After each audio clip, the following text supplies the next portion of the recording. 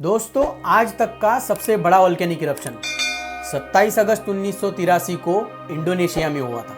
उस दिन इस वोल्केनो में इतना बड़ा इरप्शन हुआ कि इसकी आवाज वहां से 3500 किलोमीटर की दूरी तक सुनाई दी और ये धरती के 12वें हिस्से के बराबर है।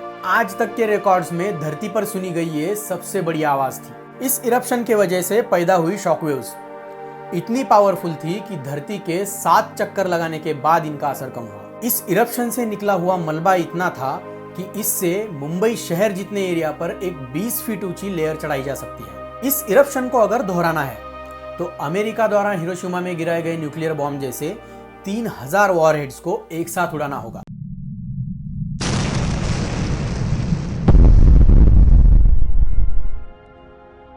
हेलो दोस्तों, मैं कृणाल कड़वकर एक बार फिर से आप सभी का मेरे YouTube चैनल पर स्वागत करता हूं। ऐसा कहा जाता है कि जानवर आने वाली किसी भी बड़ी आपदा को इंसानों से पहले भांप लेते हैं। शायद यही वजह है कि इंडोनेशिया के जावा आइलैंड पर मौजूद जानवर इस ज्वालामुखी के विस्फोट के कई दिनों पहले से अजीब सी हरकतें करने लगे थे। बेचैनी भरी अजीब सी आवाजें निकाल रहे थे और ये बात वहां के रिकॉर्ड्स में दर्ज है। साउथ ईस्ट एशिया में मौजूद देश इंडोनेशिया 17,500 छोटे और बड़े आइलैंड से मिलकर बना है और इस देश में दुनिया के सबसे ज्यादा 17% एक्टिव वोल्केनोज है। इस एरिया को एक्टिव टेक्टोनिक जोन कहा जाता है, जिसकी वजह है ऑस्ट्रेलियन और यूरेशियन टेक्टोनिक प्लेट्स जो यहाँ एक दूसरे से मिलती है। इनके बीच होने वाले फ्रिक्शन की वजह से यहाँ की धरती में हर वक्त हलचल होती रहती है।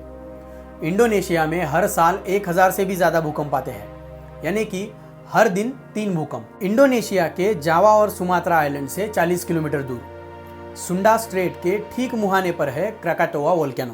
क्राकाटोआ एक एक्टिव वोल्केनो है और 1883 के इरप्शन से पहले ये वोल्केनो 200 साल तक डॉर्मेंट था। वोल्केनोलॉजिस्ट के अनुसार इस वोल्केनो के ठीक मुहाने पर जमे हुए लावा की एक परत इकट्ठा हो गई थी, जो अंदर जमा लावे को बाहर आने से रोक रही थी और ये पूरे 200 सालों तक चला, जिस वजह से वोल्केनो के अंदर काफी सारी गैसेस जमा हो गई और यही इस वोल्केनो में हुए बड़े विस्फोट का कारण बनी।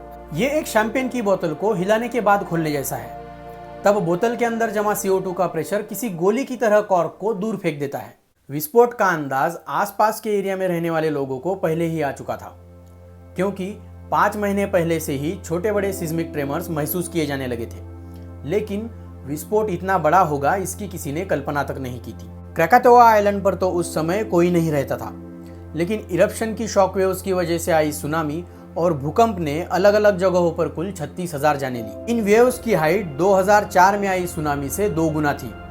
इंडोनेशिया के 160 शहर पूरी तरह से पानी में बह गए। जावा आइलैंड पर ये वेव्स 37 मीटर तक ऊंची उठी और 100 किलोमीटर प्रति घंटे की रफ्तार से आ रही इन वेव्स से बचने के लिए वहां मौजूद लोगों के पास केवल 20 मिनट थे। सुनामी को वहां से हजारों किलोमीटर दूर अमेरिका और हवाई में भी महसूस किया गया।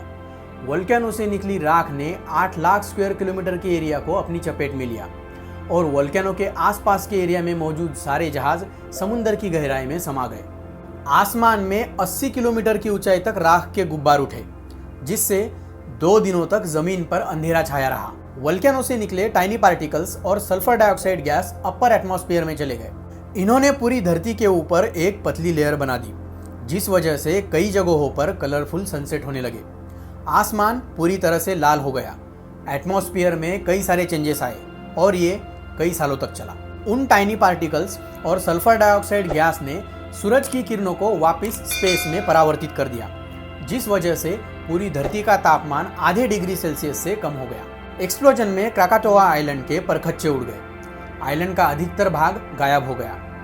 राकाता नाम का एक छोटा द्वीप केवल बच गया। ये वोल्केनो आज भी एक्टिव है और लावे की वजह से यहाँ एक छोटा 1000 फीट ऊंचा द्वीप समुद्र से उभर कर बाहर आ गया है।